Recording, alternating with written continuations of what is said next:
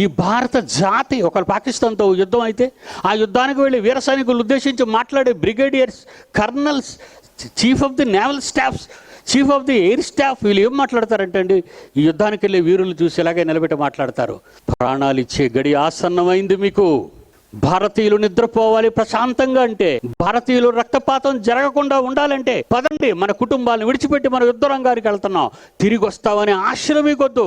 అలా వాళ్ళ రక్తాన్ని మరిగించి యుద్ధ రంగానికి పంపుతారండి. ఈరోజు దేవుని తరఫున యుద్ధానికి మనం నిలబడ్డామండి.